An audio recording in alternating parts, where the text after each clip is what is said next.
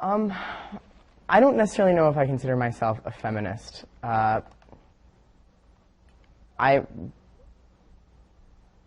believe in like equal rights for women, of course. Yeah, I'm a feminist.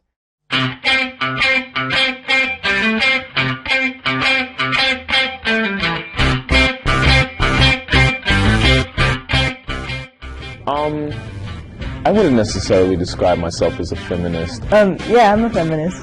Yeah. I do now. Yes. Yes, I do. I would absolutely consider myself a feminist. Yeah, feminist. Yes. I say that pretty securely. I am a feminist. Yeah, I wouldn't use that word. I've always kind of been averse to the term feminist.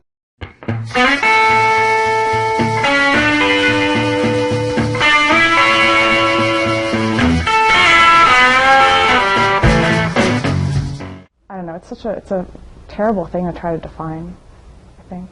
That's why you're doing it, right?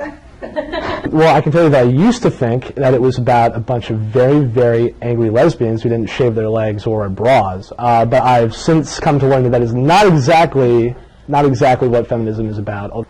My perception of feminism has certainly changed more recently.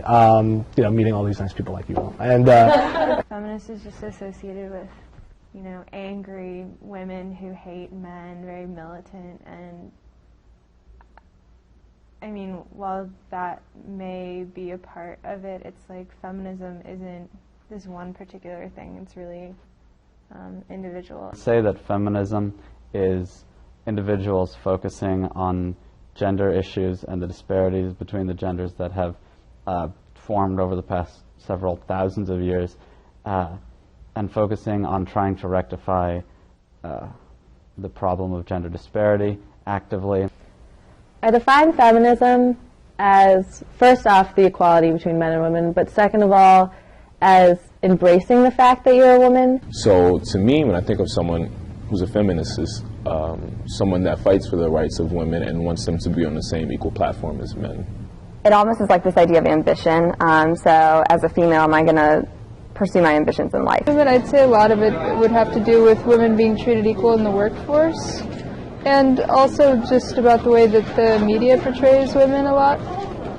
With my politics and my religion, I can still be a woman entirely and not feel like it's a separate part of who I am. It just is me. I am a conservative Catholic woman as opposed to I am a woman and I am a conservative and I am a Catholic. Being a woman necessitates an involvement in where your future is headed and in wanting equal rights, and so I don't think it's fair for any woman to say that I'm not a feminist, because your interest has to be primarily in making equality for yourself, and I think that anyone who says that they're not interested in that, I mean, I don't even see how you could say that you're not interested in that, because there's not a place in society for anyone to be subservient to anyone else. Okay, so my name is Suzanne Raitt, and I'm a professor of English, director of women's studies, and I'm English. Okay. You can't tell. And do you identify as a feminist? Yes. And why is that? I identify as a feminist because it seems to me that women still don't have the same opportunities as men in our world, and one of our responsibilities as women is to try to work to change that, not just for our own sake, but for the sake of other women who are facing obstacles or difficulties. My name is Meira Ilyinsky. I'm a rabbi at Synagogue Temple Beth El in Williamsburg.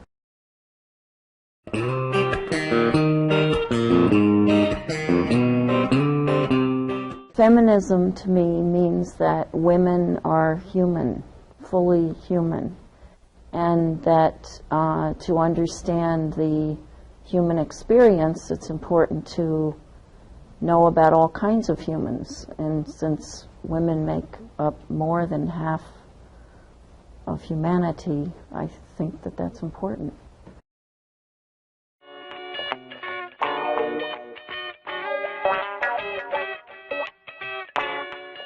It was one of those late 1960s years, like 7 or 8 or 9.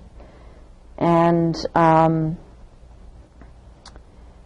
a friend of mine and I were visiting another couple, and the husband of the couple was a sociology professor at Portland State University. And he was talking to us about women's liberation. And my friend and I said, oh, come on, give us a break. It's not like, you know, the black experience, which we had in our teenage years, gone to sit-ins and marches, etc., and been part of that. And he said, you just think about this. You think about this, about how much women get paid and what they're able to do, etc. And my friend and I both had homes an hour away in the country, and we were driving home together, and our minds were exploding with thinking about the implications of what he said, because we really didn't see it until that moment. And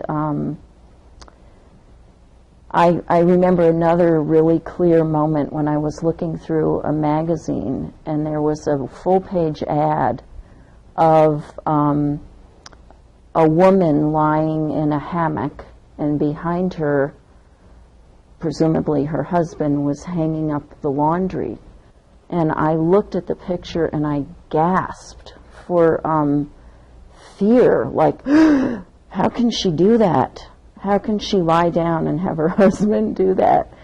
And so those were moments of rude awakening for me. And in that era of women's liberation, each woman, it seemed to me, had to explain the situation to her own man, one by one, about what was not right about the way things were set up before and the limitations on women.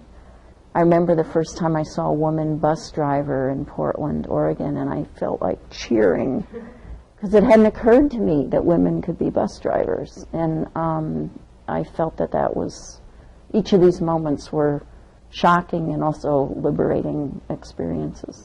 When we say